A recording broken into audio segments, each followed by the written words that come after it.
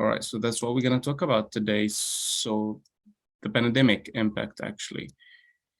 At the beginning of the pandemic, people stockpiled supplies such as toilet paper, paper towel, and hand sanitizer. That was like gold for everyone. If you have hand sanitizer in your home, you are the richest one in the area.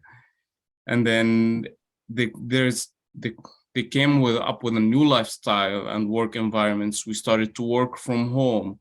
Homeowners, if you have your home, you didn't have a room for that. Nobody had a room to work from home at that time, or most of the people didn't. I know I didn't, at least.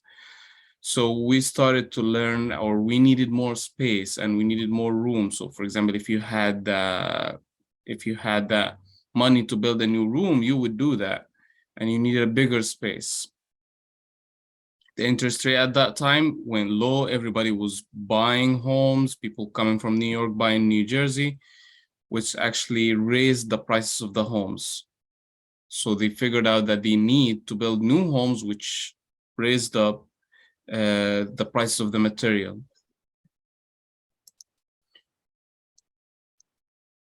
Oh, I'm sorry, I need to go back with that. Oh, all right, we're good now. So the construction and renovation costs went way high because of the lumber industry. There was a huge reduction in demand for construction and renovation. To stay afloat, they reduced supply. Sawmills slowed down production, inventory was unloaded, and they reduced the need of materialized. If you can see, there was an increase of 300 to 400% in the material cost, which because they didn't have workers to do the work, or they didn't have the manpower. Most of the people actually didn't want to go out to work. After that, the supply chain pandemic, and that actually affected the whole world, not only the United States. Because of fewer workers means fewer products being made. Container ships unable to float products because there is no one to unload the products from the ships. Not enough drivers, so the deliveries cannot be delivered. Demand's up, everybody needs something and everybody wants something. And now you're sitting home, you can see that small hole in your wall, and you can see that you need to do more work on your house. You can see that you need more space at your home. So that actually caused everybody wants to do re-innovation in their home, which actually took away that products that we have, or the supply that we had.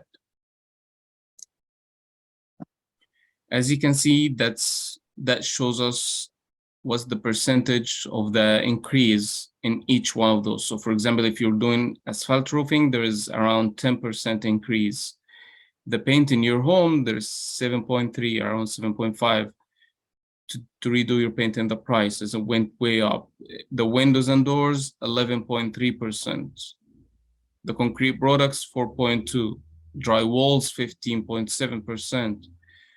Copper for the wires and stuff like that, it's 10.5%. Rough farming lumber, which is the highest, 34%. I'm sorry, the highest actually is the plastic and copper plumbing. It's 56%. So if we looked at all that, if you need to do any renovation, or if you got any claim and you need to fix that, the price increased like crazy. So increasing the cost of the supplies, as you can see, 147% in the copper wiring, 74% in the copper pipe, 73% in PVC pipes, and 47% in plywood. Everything that you can see actually had an increase. If you go shopping, actually right now, you can see that too. But the thing is, we don't have our eyes on the homes because we don't shop every day for our home. We don't go buy wood for our home every day, and we don't repaint our home every day. So that actually have a higher impact with your expectations, that you're expecting the price to be lower than that. But then when you go and try to do it, you get shocked. So 2020 brought more than 30 named storms like Ida, and we remember all the storms, and everybody was like, thought that they are so far from the floods area, and a lot of people got flooded, especially in Ida, and I remember that. Insurers paid over 176 billion in catastrophic claims alone between 2020 and 2021. Reduction in coverage will continue as profitability of property insurance continues to erode. So for example, if there is less claims, and I'm sure most of you know that, if there is less claims, the premium for the policies actually goes down. But lately, the last 2 years, which actually caused that was the main cause for the increase in the premiums for the insurance policies, there was a lot of claims. Importance of accurate replacement cost coverage is even more critical than ever right now.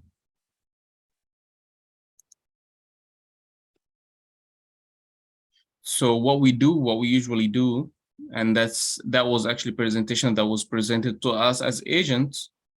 So the recommendation for us to do is to confirm the current coverage limit for our clients is given and the increase in cost for material and labor. Check the policy replacement cost or to rebuild the homes language and make sure what's included in it, because we all can see that our policy, that's the replacement cost, so we're good. Sometimes actually you will find a fine print that will tells you you have that amount for roof and you have that amount for drywalls or for the walls inside and you have that amount for the ceiling. If you didn't check your policy thoroughly and you read every part of it, you might get yourself a trouble. The guaranteed replacement cost or extended replacement cost with the percentage accurately communicated. I will tell you what's the difference between the guaranteed and extended replacement cost in the next slide. So the guaranteed replacement cost, which is, it's kind of the golden standard. The insurance company provides an extra cushion of protection for you if the materials and labor costs have spiked by paying the cost needed to rebuild the home. So no question asked. They know what they got into, they do their inspections, they come around your home and they inspect it and they determine what's the right replacement cost for your home or what's the amount to replace your home. And from there, when they decide that, they guarantee for you, whatever happens, we will be able to rebuild your home to the same condition it was on. And then there is the extended replacement cost. It provides an extra monetary cushion, which is in case the dwelling amount coverage limit on the policy is not enough. We decided actually before that's like extra 25%, extra 10%. It depends on what we agree on with the insured. The replacement cost, which gives you the same amount that was already written in your policy. So if you were underinsured, that would be a problem for you because you will not be able to get your home the same way it was on. Actual, we got 2 minutes left, Mohammed, my friend. Almost done. Actual cash value actually reimburse you for the home or for that stuff that you had, your personal property that you had, but that's minus the depreciation of the amount. I can share some more stuff with the story that I have. So what we had here are the prior agent for the client had the home insured for $800,000 with 120% replacement costs. USI determined, or my colleagues actually determined, that the home to be underinsured and placed coverage 1.2 million with no limitation on replacement cost at the time of loss. 1 year later, the home burned to the ground due to fault wiring. The cost to rebuild the home was 1.3 million, which was paid by the new insurance carrier. Under the prior coverage, he would have to pay $340,000 out of pocket just to get his home the same way it was before. And that's why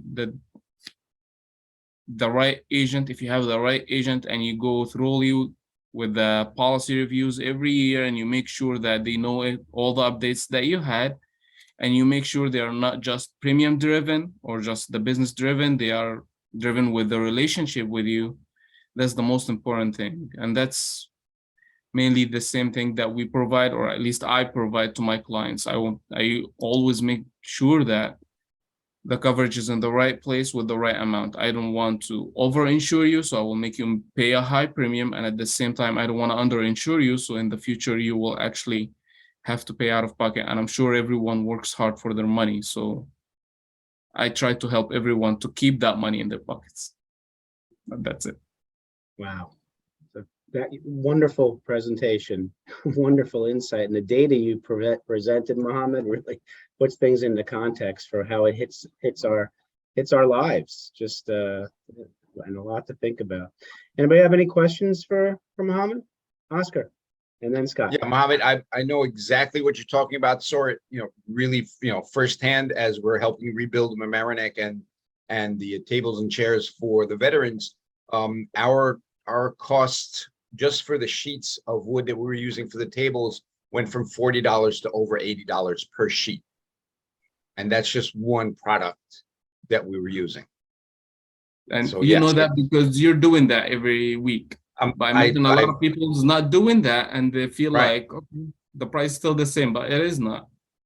Not even close. Yeah, they're switching from wood studs to metal studs, the steel ones, because it's just unaffordable. It's crazy. Wow. Scott, you're muted, my friend.